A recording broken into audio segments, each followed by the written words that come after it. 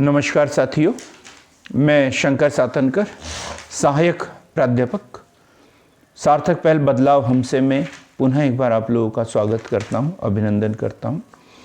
और सार्थक पहल के माध्यम से आज हम लेके आए हैं वाक्य अर्थात सेंटेंस। कामता प्रसाद गुरु के अनुसार पूर्ण विचार करने वाला शब्द समूह वाक्य कहलाता है। एक पूर्ण विचार व्यक्त करने वाला शब्द समूह वाक्य कहलाता है। एमपीपीएससी ने ये क्वेश्चन पूछा गया, वाक्य किसे कहते हैं? और हम लोग दुनिया भर की बातें लिखते हैं लेकिन अर्थपूर्ण सेंटेंस पूरा नहीं कर पाते हैं। तो कामता प्रसाद गुरु के अनुसार एक पूर्ण विचार व्यक्त करने वाला शब्द समूह वाक्य कहलाता है। या दूसरे शब्दों में कह सकते हैं हम कि पदबद्ध समूह को वाक्य कहते हैं। शब्दों के पदबद्ध समूह को वाक्य कहते हैं। जैसे शेर दौड़ रहा है, राम बाजार जा रहा है, मोहन घर आ गया है, तुम कहाँ जा रहे हो। तो ये अलग अलग प्रकार के वाक्य हो सकते हैं, अलग अलग प्रकार के वाक्य हो सकते हैं। आचार्य विश्वनाथ जी के अनुसार जो वाक्य की परिभाषा दी है वो है वाक्यम शात योग्यता कांक्षा शक्ति युक्त पदोच्चय। एक एक शब्द हम इसे नोट करेंगे, अर्थात योग्यता, आकांक्षा, आसक्ति से युक्त पद समूह को वाक्य कहते हैं। वाक्यों में कुछ चीजों का होना आवश्यक है, तो वाक्य की कुछ अनिवार्यताएं हैं। सबसे पहला है सार्थकता। सबसे पहला है सार्थकता। वाक्य अर्थपूर्ण होना चाहिए, परिभाषा में ही हमने पढ़ लिया, अर्थपूर्ण होना चाहिए, सार्थक होना चाहिए। कुछ भी अकड़म बकड़म बोले तो उसे हम वाक्य नहीं कह सकते, सार्थक होना चाहिए। शब्दों का क्रम होना चाहिए। क्रम कैसे? जो कर्ता है, क्रिया है, सहायक क्रिया है, इसका निर्धारित क्रम होना चाहिए। योग्यता, आकांक्षा, आसक्ति और अन्वय। आसक्ति और अन्वय अर्थात हर चीज का एक निर्धारित क्रम होना उसमें आवश्यक है। जैसे सार्थकता, वाक्यों के लिए शब्दों का सार्थक होना आवश्यक है। जैसे राम, कमल, खरगोश, गमला, ऐसे शब्दों का, सार्थक शब्दों का प्रयोग होना चाहिए। योग्यता की बात करें तो योग्यता में वाक्य में प्रयुक्त शब्दों में प्रसंग के अनुसार अर्थ देने की योग्यता होनी चाहिए। जैसे चाय खाई, चाय खाई, तो ये योग्य नहीं है, प्रसंग के अनुसार नहीं है। इसमें क्या, चाय पी, खाया नहीं जाता। तो ऐसे योग्यता की बात इसमें की जाती है। उसी प्रकार आकांक्षा। आकांक्षा मतलब इच्छा। आकांक्षा का अर्थ क्या होता है? इच्छा। वाक्य अपने आप में पूर्ण होना चाहिए। वाक्य अपने आप में पूर्ण होना चाहिए, उसको देखकर हमें कहीं से अधूरापन नहीं लगना चाहिए। जैसे पत्र लिखता है, पत्र लिखता है, इस वाक्य में क्रिया के कर्ता को जानने की इच्छा होगी, अतः राम पत्र लिखता है, तो फिर सही होगा। अब पत्र लिखता है, अब इसमें कर्ता नहीं है, कर्ता नहीं है, तो हमारे मन में एक इच्छा होगी, कौन लिखता है पत्र, पत्र कौन लिखना चाहता है। तो वाक्य पूर्ण नहीं है वहां पे, क्योंकि श्रोता की एक जिज्ञासा बनी हुई है, तो वाक्य पूर्ण नहीं है। यदि वही लिखते हैं कि राम पत्र लिखता है, मोहन पत्र लिखता है, गीता पत्र लिखती है, तो वाक्य पूर्ण हो जाता। फिर है आसक्ति। आसक्ति अर्थात समीपता। आसक्ति का अर्थ क्या है? समीपता। वाक्य में प्रयुक्त शब्दों में परस्पर निकटता होना अनिवार्य है। वाक्यों के पद निरंतर प्रवाह में आसपास बोलियां लिखे जाने चाहिए। जैसे राम पुस्तक पढ़ता है, राम पुस्तक पढ़ता है, इस तरीके से उनके बीच में कोई समीपता नहीं है, तो वाक्य अधूरा अधूरा सा लगेगा, कुछ समझ में ही नहीं आएगा। राम पुस्तक पढ़ता है, पूरे कर्ता क्रिया सबके बीच में एक समीपता है। इसी प्रकार अन्वय। अन्वय का अर्थ होता है मेल। तो पदों में व्याकरण की दृष्टि से लिंग, वचन, कारक, काल आदि का सामंजस्य होना अति आवश्यक है। तो इस तरीके से वाक्य में 6 आवश्यक बातें पढ़ी अपन ने: सार्थकता, क्रम, योग्यता, आकांक्षा, आसक्ति एवं अन्वय, अन्वय का अर्थ क्या बताया? पदों में व्याकरण की दृष्टि से सामंजस्य होना चाहिए। वाक्य के अंग, तो वाक्य के जो अंग है तो उसमें एक होता है उद्देश्य और दूसरा होता है विधेय। उद्देश्य और विधेय, तो दो चीजें, दो अंग हैं, उद्देश्य और विधेय। उद्देश्य मतलब वाक्य में जिसके बारे में कुछ कहा गया हो, जैसे राम बाजार जा रहा है, शेर दौड़ता है, गीता खाना खा रही है, ये इस तरीके से। विधेय, विधेय क्या है? उद्देश्य के विषय में जो कुछ कहा जाता है। तो दो चीजें हैं, एक तो है उद्देश्य मतलब जिसके लिए कहा जा रहा है, और विधेय मतलब जो कहा जा रहा है। जैसे पहला सेंटेंस हमने लिखा था राम बाजार जा रहा है, तो इसमें राम उद्देश्य है, लेकिन क्या कहा रहा है, क्या कहा जा रहा है उसके बारे में? बाजार जा रहा है, तो ये क्या है? उद्देश्य। तो दो चीजें, उद्देश्य और विधेय होना आवश्यक है। क्लियर है एकदम? दो चीजें होना आवश्यक है, एक है उद्देश्य और दूसरा होता है विधेय। अब है वाक्यों का वर्गीकरण। वाक्यों का वर्गीकरण, तो सबसे पहले है रचना के आधार पर और दूसरा हम पढ़ेंगे अर्थ के आधार पर। तो वाक्यों का वर्गीकरण दो तरीके से किया गया है, एक रचना के आधार पर और दूसरा अर्थ के आधार पर। रचना के आधार पर यदि हम देखें तो तीन प्रकार के वाक्य, सरल वाक्य, संयुक्त वाक्य और मिश्रित वाक्य। पहले तो हमें इतना ही याद होना चाहिए कि रचना के आधार पर वाक्य तीन प्रकार के होते हैं, सरल वाक्य, संयुक्त वाक्य और मिश्रित वाक्य। सरल वाक्य, संयुक्त वाक्य और मिश्रित वाक्य। तो वही अर्थ के आधार पर जो वाक्य हैं 8 प्रकार के हम पढ़ेंगे। एक विधिवाचक, प्रश्नवाचक, इच्छावाचक, संदेहवाचक, निषेधवाचक, आज्ञावाचक, विस्मयवाचक और शर्तवाचक। तो हम सबसे पहले देखते हैं रचना के आधार पर वाक्य। तो रचना के आधार पर वाक्य देखें तो पहला है सरल वाक्य, इससे साधारण वाक्य भी कहते हैं। इसमें एक उद्देश्य और एक विधेय, एक उद्देश्य और एक विधेय, अर्थात वाक्य में एक ही कर्ता होगा और एक ही क्रिया। जैसे मैं खाना खा रहा हूं, शाम खाता है, लड़के ने अपना दोष मान लिया। तो इस तरीके से ये सरल वाक्य एक ही विधेय और एक ही उद्देश्य होता है। अब दूसरा है संयुक्त वाक्य। संयुक्त वाक्य और एक होता है मिश्र वाक्य। ठीक, पहले हम मिश्र वाक्य देखेंगे, उसके बाद संयुक्त वाक्य। मिश्र वाक्य, जिन वाक्यों में एक प्रधान या मुख्य उपवाक्य हो और एक अन्य आश्रित दूसरा उपवाक्य हो। क्या बताया मैंने? वे वाक्य जिसमें एक साधारण वाक्य हो तथा उसके अधीन या आश्रित दूसरा उपवाक्य हो, मिश्र वाक्य कहलाते हैं। और जो आपस में की, जो, वह, जितना, जो, वह, जितना, उतना आदि से मिले हुए हो, उसे मिश्रित वाक्य कहते हैं। एक साधारण वाक्य है और दूसरा क्या है? उपवाक्य हो, और वो आपस में कैसे जुड़ेंगे? कि, जो, वह, जितना, उतना से जुड़े हुए होते हैं। यदि परिश्रम करोगे तो उत्तीर्ण हो जाओगे।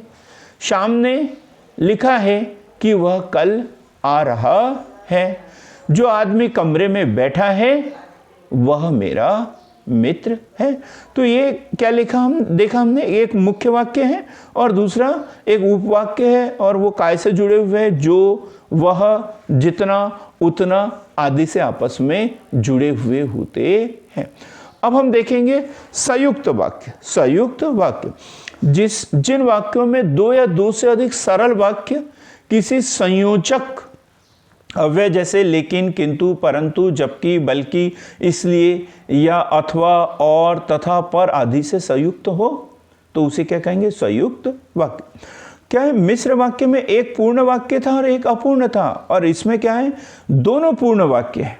दोनों पूर्ण वाक्य है और ये काय से जुड़े हुए होते हैं? लेकिन, किंतु, परंतु, जबकि, बल्कि, इसलिए, या, अथवा, और, तथा पर आदि से संयुक्त हो तो उसे क्या कहेंगे हम? संयुक्त वाक्य कहते हैं। जैसे वह भोपाल गया और पेपर दे दिया, वह भोपाल गया और पेपर दे दिया, तो दोनों पूर्ण वाक्य हैं। वह भोपाल गया, पेपर दे दिया, और ये दोनों वाक्य जुड़े कैसे हैं? और से। गर्मी हो रही थी, एक पूर्ण वाक्य, गर्मी हो रही थी। रात भर सो न सका, और दोनों को संयुक्त कैसे कर दिया? इसलिए से। तो गर्मी हो रही थी इसलिए रात भर सो न सका। गीता को दंड का भय था इसलिए वह झूठ बोलता रहा या वह झूठ बोलती रही। उसने बहुत परिश्रम किया लेकिन उसे सफलता नहीं मिली। तो इस तरीके से देखा कि ये दोनों सरल वाक्य होते हैं, और ये और इसलिए, लेकिन आदि से संयुक्त होते हैं। अब हम आके देखेंगे सरल वाक्य से मिश्र वाक्य बनाना। सरल वाक्य से मिश्र वाक्य बनाना। देखो हमने पहले कॉलम में सरल वाक्य लिखा है, दूसरे कॉलम में मिश्र वाक्य लिखा है। सरल वाक्य क्या? लड़के ने अपना दोष मान लिया, लड़के ने माना कि उसका दोष है। अब ये की से जुड़ा हुआ है। राम मुझसे घर आने को कहता है, ये सरल वाक्य है। राम मुझसे घर आने को कहता है, एक ही उद्देश्य और एक ही विधेय है। लेकिन राम मुझसे कहता है कि मेरे घर आओ, तो ये कौन सा वाक्य हो गया? मिश्र वाक्य हो गया। आप अपनी समस्या बताएं, ये सरल वाक्य है। आप बताएं कि आपकी समस्या क्या है, तो ये मिश्र वाक्य हो गया। अब हम दूसरा देखेंगे सरल वाक्य से संयुक्त वाक्य बनाना। पहला जो कॉलम है उसमें सरल वाक्य है और दूसरे में हमने संयुक्त वाक्य बनाया।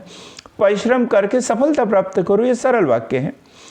और मिश्र वाक्य में क्या है? परिश्रम करो और सफलता प्राप्त करो। फिर उसने गलत काम करके अपयश कमाया, तो उसने गलत काम किया और अपयश कमाया। एकदम सरल है। और यही क्वेश्चन एग्जाम में पूछे जाते हैं। यही क्वेश्चन या तो वाक्य पहचानने के लिए पूछा जाता है कि निम्नलिखित में से संयुक्त वाक्य कौन सा है, सरल वाक्य कौन सा है, मिश्र वाक्य कौन सा है, या फिर ऐसे चेंज करने के लिए आता है कि सरल वाक्य से मिश्र वाक्य बनाओ, संयुक्त वाक्य बनाओ। इसमें हम देखेंगे मिश्र वाक्य से संयुक्त वाक्य बनाना। वह स्कूल में पढ़ा जो उसके गांव के निकट था। अब ये सरल वाक्य है। वह उस स्कूल में पढ़ा जो उसके गांव के निकट था, जो से जुड़ा हुआ है, तो ये कौन सा? मिश्र वाक्य है। अब संयुक्त वाक्य बनाना। वह स्कूल में पढ़ा, वह स्कूल में पढ़ा और वह उसके गांव के निकट था। वो स्कूल उसके गांव के निकट था। अब आगे हम देखेंगे अर्थ के आधार पर वाक्य के प्रकार। दूसरा जो है अर्थ के आधार पर वाक्य के प्रकार बड़े ही सरल हैं। हम एक एक दो वाक्य पढ़ेंगे। तो सबसे पहला जो है वो है विधानवाचक या विधिवाचक वाक्य। विधिवाचक या विधानवाचक वाक्य वे वाक्य जिसमें किसी बात या होने का, बात के करने का या होने का बोध होता है। सरल सा वाक्य है।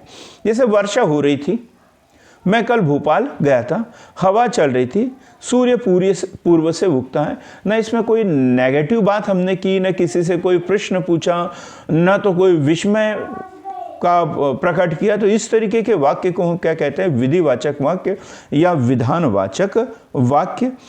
और अब हम देखेंगे निषेधवाचक वाक्य। जिन वाक्यों से किसी बात के या कार्य के निषेध का बोध हो। जैसे राम नहीं पढ़ता है, वह कार्य नहीं करता है, मोहन नहीं जाना चाहता। तो इस तरीके के वाक्य जो है वो निषेधवाचक है। संदेहवाचक वाक्य वे वाक्य जिनसे किसी प्रकार के संदेह या भ्रम का बोध हो। जैसे अब वह जा चुका होगा, संदेह है ना, पहुंचा है नहीं पहुंचा कोई कंफर्म नहीं है, जा चुका होगा। फिर महेश पढ़ा लिखा है या नहीं, क्या पता पढ़ा लिखा है भी या नहीं। तो ऐसे संदेहवाचक वाक्य। फिर प्रश्नवाचक वाक्य जिन वाक्यों में प्रश्न किया जाए, अर्थात किसी से कुछ बात पूछी जाए। तुम खाने में क्या खाओगे, तुम मेरे साथ कब खेलोगे, तुम कब पढ़ोगे। इस तरीके के जब कोई प्रश्न पूछा जाए तो उसे क्या बोलेंगे? प्रश्नवाचक वाक्य। आज्ञावाचक वाक्य जिसमें जिन वाक्यों से आज्ञा, उपदेश, निर्देश या अनुमति देने का बोध हो। तुम बाजार जाओ, सदा सत्य बोलो, घर से बाहर जाओ। इस तरीके के वाक्य आज्ञावाचक वाक्य। इच्छावाचक वाक्य अर्थात वक्ता की इच्छा, आशा, आशीर्वाद, शुभकामनाओं को व्यक्त करने वाले वाक्य। क्या? वक्ता की इच्छा, आशा, आशीर्वाद व शुभकामनाओं को व्यक्त करने वाले वाक्य इच्छावाचक वाक्य कहलाते हैं। आपका नया वर्ष मंगलमय हो, आज तो मैं फल खाऊंगा। तो इस तरीके से इच्छा, आशीर्वाद, शुभकामनाएं, सदा सुखी रहो, इस तरीके के जो वाक्य होते हैं उसे हम इच्छावाचक वाक्य कहते हैं। फिर है विस्मयवाचक वाक्य। जिन वाक्यों से विस्मय, आश्चर्य, हर्ष, शोक, घृणा, क्रोध आदि का बोध हो तो उसे क्या कहेंगे? विस्मयवाचक वाक्य। जैसे शाबाश, तुमने वंश का नाम उज्जवल कर दिया। अब सबसे अंत में है शर्त या संकेतवाचक वाक्य। शर्त या संकेतवाचक वाक्य अर्थात जिन वाक्यों से एक क्रिया के दूसरी क्रिया पर निर्भर होने का बोध हो। एक क्रिया तब पूर्ण होगी जब दूसरी कोई क्रिया पूर्ण हो, तो उसे क्या कहेंगे हम? शर्त या संकेतवाचक वाक्य। जैसे वर्षा होगी तो फसल अच्छी होगी, अगर आप आते तो इतनी मुसीबत ना होती, जो परिश्रम करेगा वह सफल बनेगा। तो इस तरीके के ये जो वाक्य थे ये इच्छावाचक वाक्य।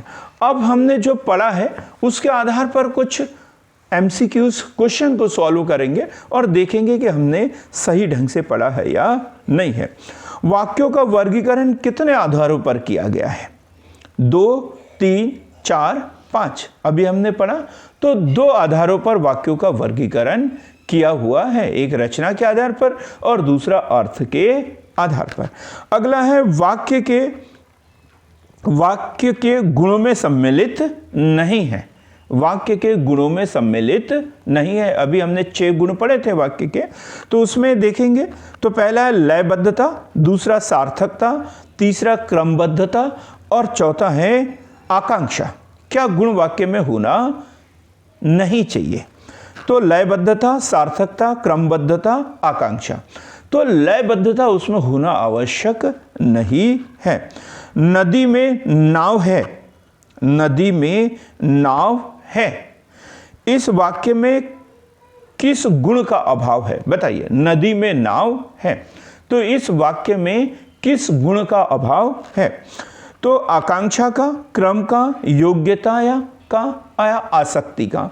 तो इसमें क्रम का गुण है, क्रम का अभाव है, क्योंकि नदी में नाव है तो नाव पहले होना चाहिए और नदी बाद में। नाव नदी में है, या ये ठीक है? नदी में नाव है तो गलत है ये।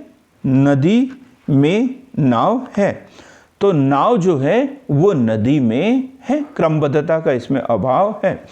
अब एक क्वेश्चन है, आहा कितना सुंदर दृश्य है। आहा कितना सुंदर दृश्य है वाक्य किस प्रकार का है?